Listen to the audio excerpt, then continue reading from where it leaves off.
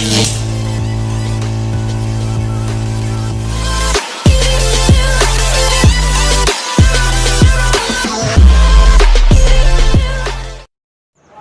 guys, for today's video is all about midterm reflection in Hist11. Come on. Reflection number 11. Act of Declaration of Philippine Independence, and the mode of reflection that I will be used is mirroring. Well, it discussed about the Act of Declaration of Philippine Independence, which Ambrosio Renzares Bautista designed to proclaim where United States of America helped us to achieve the freedom of Philippines and give the authority of the Philippine Islands. Well, it really reflect myself when during the pandemic that I stayed at home in a long time because of the COVID-19. I thought on that time there's no hope, but the government take actions and the scientists produce vaccines that save the world. Where I represent as Filipino and the government. Scientists serve as United States. Yes, it is still present till now, where we live in a democratic republic, each of us living with right and freedom. I feel glad because on how many years in the hand of Spaniards that finally the Philippines is free and we survived the pandemic. Reflection number 12, 1899 Constitution of the Republic of the Philippines. And the mode of reflection is microscoping. On Article 5, discussed the state recognizes the freedom and equality of all religions, as well as the separation of the church. It means that the Philippines is a country which you can choose freely a religion and all religions are equal. Even it state this, even state this on a constitution, but some people are debating about their own religion, fighting who is right among them. But we all know that there is one God. We are grateful that we live in a country which each one of us can choose their religion. We are where our Muslim brothers and sisters are glad because Apolinario Mabini made this constitution that can benefit and help us. We should avoid debating about each other religions. By doing this act, we know that we already commit a sin to our only one God. Even each one of us has a different religion, we should respect their religion and them. Reflection number 13. Treaty of Peace between the United States of America and the Kingdom of Spain. Treaty of Paris. And the mode of reflection that I will be used is telescoping. Will it discuss about the Treaty of Peace between the United States of America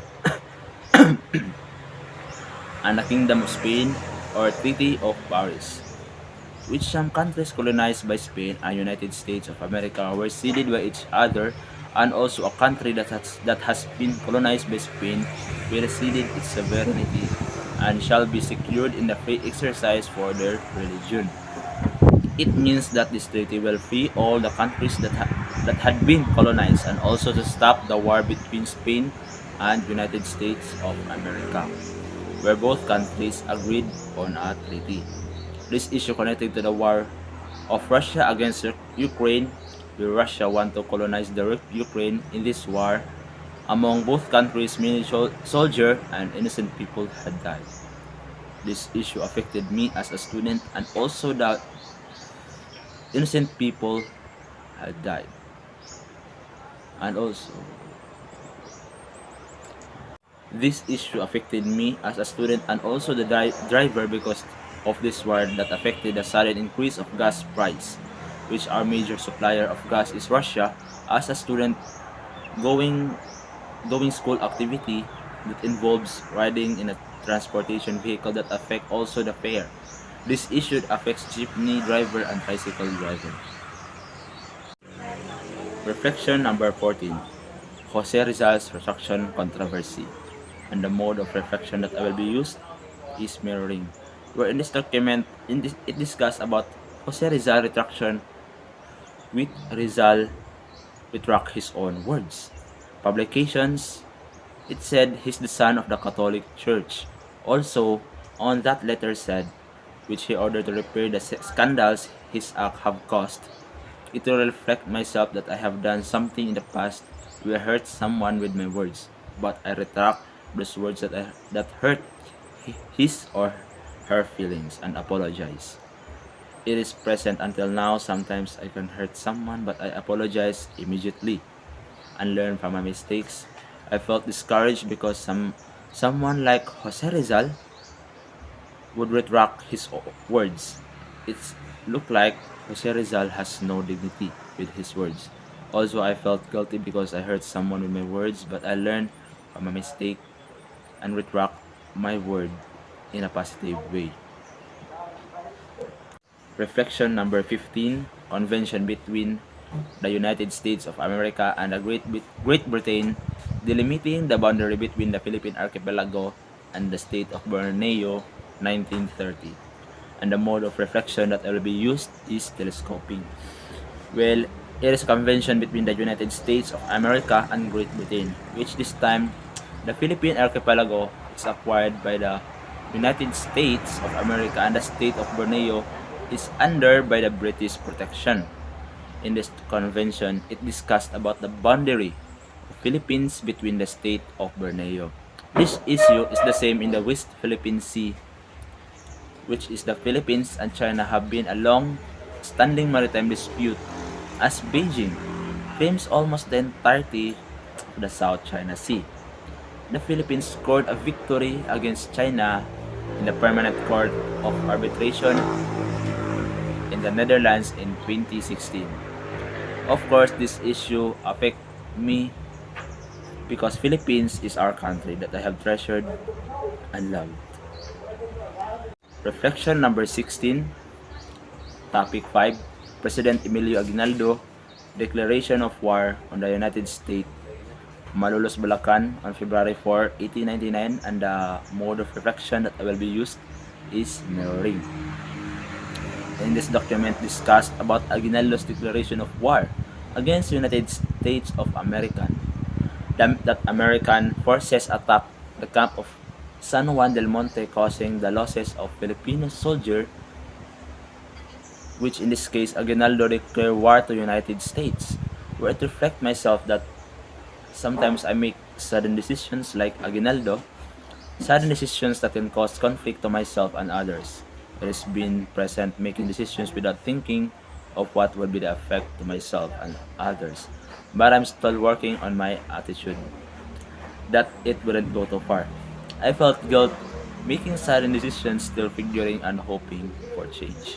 Reflection number 17, Topic 6, President William McKinley's prayer, and the mode of reflection is mirroring. In this document, it discussed about President William McKinley's prayer. McKinley didn't want the Philippines, and he described Philippines as a gift from God's that he did not know what to do with the Philippines. It means President McKinley looked down on the Philippines. Where to reflect myself that time in December last year, I received a gift from a close friend. It came to the point I can't decide what to do on his gift. I decided to treasure and cherish it.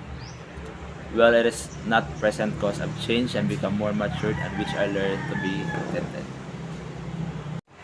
Reflection number 18, Topic 7, the 1935 Constitution, Official Gazette of Republic of the Philippines, and the mode of reflection that I will be used is microscoping.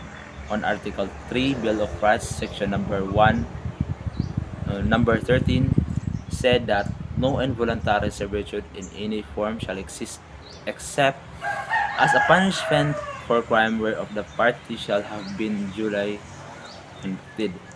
It means slavery is not allowed in the Philippines. Even we have an act or right about slavery, I can see that still slavery is still existing today. For example, there are farmers that are forced to work until their death was satisfied. In the system of peonage, more recently, examples include claims of involuntary servitude and against human trafficking, the denial of abortion services, racial profiling, and rape. Reflection number 19, Topic 8, the 1943 Constitution. Mode of reflection is microscopy. on Article 2 the Executive, Section 3, no person may be elected president unless he be a natural born citizen of the Philippines, is 40 years of age or over, and has been resident of the Philippines for at least 10 years immediately preceding the election.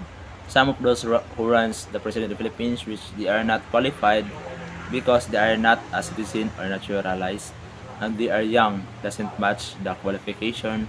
This issue which some other candidates are not favored on this act. Reflection number 20.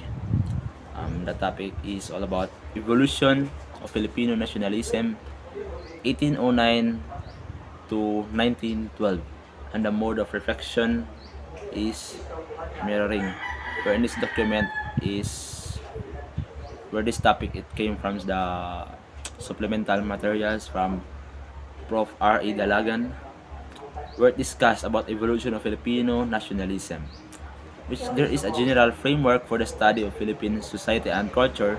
I know that each period there is a change of evolution of allegation of goods and services, allocation of power and authority, ideological inculturation, ideological inculturation, reflect myself that lived, been evolved, or became on a maturity stage.